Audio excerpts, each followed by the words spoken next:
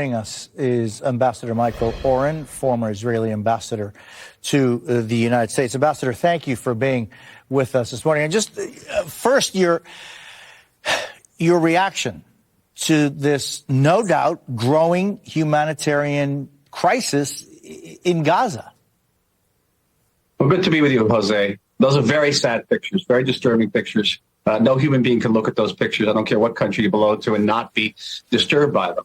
Our situation is, our dilemma is that we're at war with Hamas. We're at war with a vicious terrorist organization that attacked us, and not just attacked us, it butchered, massacred, mutilated 1,400 of our citizens, took another 240 plus hostage.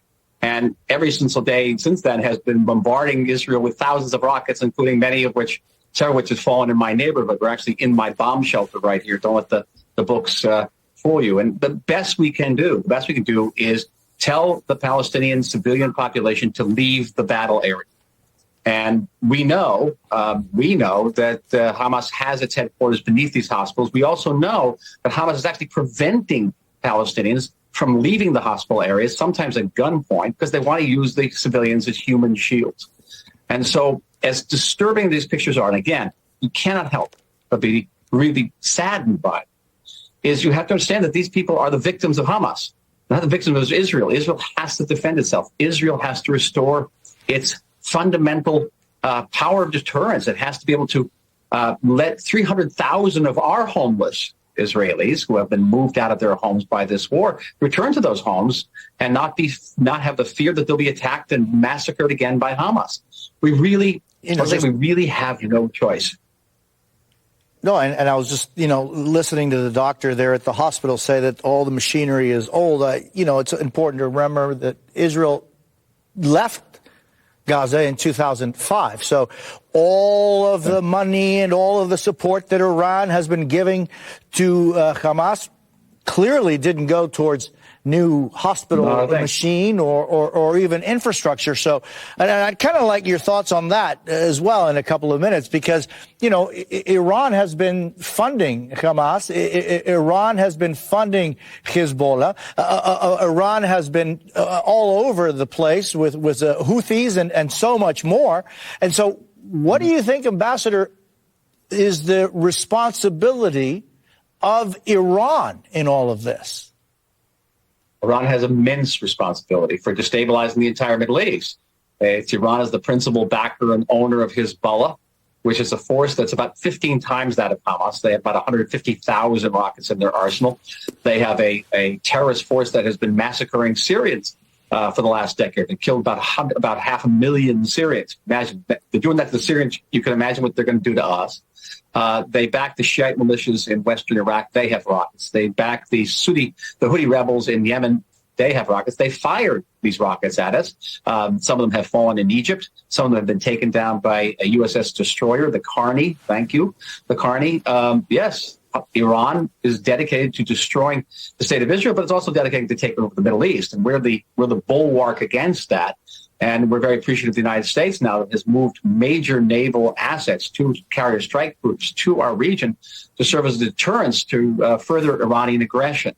Iran, it's also be noted, that not only does it fund Hamas, it also totally owns and operates its own Palestinian terrorist organization called Palestinian Islamic Jihad in Gaza. And they have a number of our hostages, and they are also firing rockets.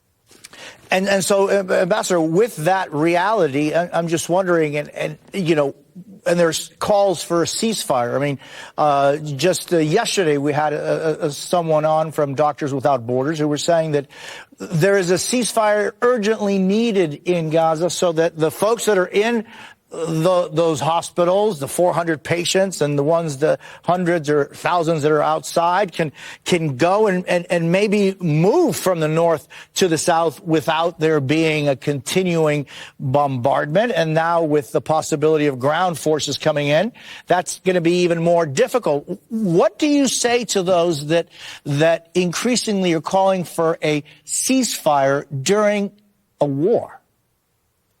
Well, Israel has agreed to pauses in the bombardment to give the Palestinian civilians time to flee. It has agreed to opening up the humanitarian aid corridors through the Egyptian border, because our border has been destroyed by Hamas, believe it or not. We actually couldn't bring aid through there if we wanted to.